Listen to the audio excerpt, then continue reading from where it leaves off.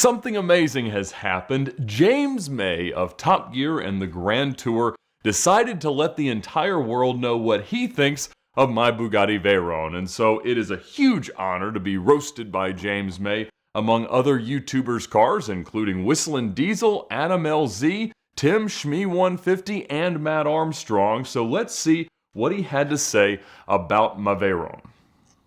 Ed Bolian. Who's Ed Bolian? He's got a Bugatti Veyron.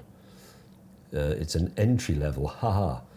16.4 Veyron Grand Sport Vitesse. A high mileage example that cost him $1.45 million. That's over £1 million. It's currently costing him about 30 to 40,000 in servicing every year. It's red, which is a terrible colour for it, and actually I liked the Bugatti Veyron Super Sport because it had the austere, rather Porsche-like interior, just in black, very, very nice quality buttons and so on. The standard Veyron I thought was a bit Liberace, and this is red, which is a colour that doesn't suit it. $1.45 million for that. Look at the gob on it. No, that's hideous.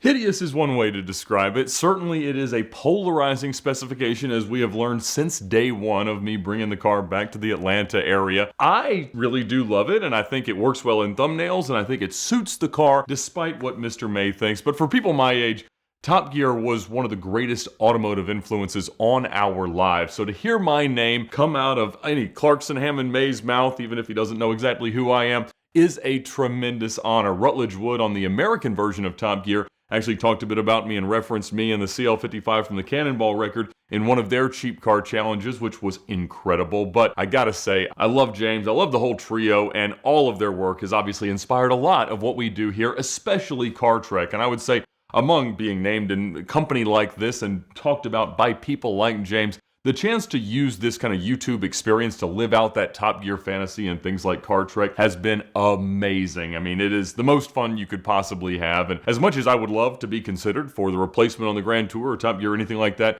this is such a perfect way to be able to document my love from cars and live out all these fantasies that I could not be any happier. And I could not be any happier with my Bugatti, despite some of the inaccuracies of what he said. It has been a good investment, I think. It seems like the values are going up even as I drive it as much as I possibly can. It wasn't a high mileage example, but I suppose now as it gets near 20,000, it would be considered that. Hasn't been 30 to 40,000 a year. It would be if I did everything prescribed by the factory, but I have been very, very pleased with the reliability of the car, with the ability to kind of eventually find solutions, even if a lot of them are a little slower to discover than I might have hoped. There just haven't been that many people trying to live inexpensively or ball on a budget with a Bugatti Veyron so far. And so I am loving it. And it's interesting because 4 years ago, in one of his earlier roasting of YouTuber cars, James talked about Stradman's Veyron, and he was quick to reference the fact that he had maxed out both the regular 16.4 Veyron and the Super Sport, and quite the flex, and certainly something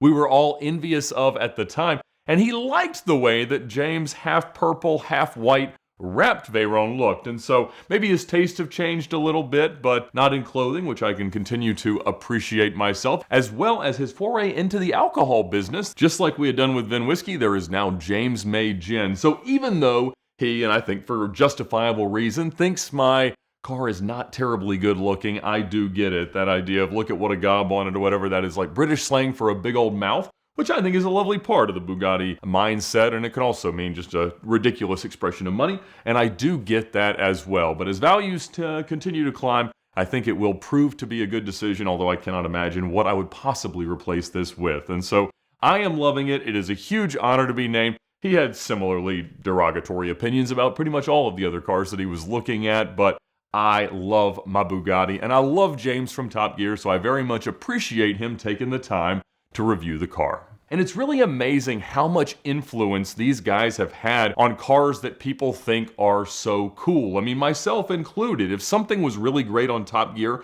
or depicted as being of a great value or great performance on their test track, it has continued to mean an awful lot to people in my generation as they buy cars. And certainly cars that have gone up in value in many ways are based on the opinions and the depictions that they had of them. And so I think that it is the greatest influence that anyone has ever had on the world of cars and the perception of cars of a generation. Like on a video where I talked about not wanting to trade my roof RT12S in a deal that was offered to trade even for a Lexus LFA, so many people that have never driven an LFA think it is the greatest car on earth because Clarkson said so. And he certainly is in a position to make a claim like that, but these opinions became our own because of what they are. So now perhaps everyone else will also think that I have a hideous Bugatti, and I suppose if that's what James thinks, I can be okay with that. Today's video is brought to you by Premier Financial Services, and I'm so grateful for their continued support of the channel, but also because they make ridiculous purchases like my Bugatti Veyron possible, and they can help you buy your dream car. Their simple lease is the most powerful tool in the world of exotic car financing because you get all the benefits of a lease, like better tax treatment, better sales tax treatment, and a lower payment, along with the benefits that we usually love about a traditional finance setup, like the ability to generate equity and trade in and out at any point because you'll always know exactly where you stand thanks to their amortization table that's super easy to understand and provided with every single quote. Rates are going down, so it is cheaper than ever to use Premier's help to buy your dream car. So check them out now at the link in the description below or by clicking this QR code because that'll lead you straight to their site and straight to the help you need with their amazing customer service team that has decades and decades of industry experience, and they can steer you in exactly the right direction towards whatever your dream car is or whatever the Top Gear guys say it ought to be.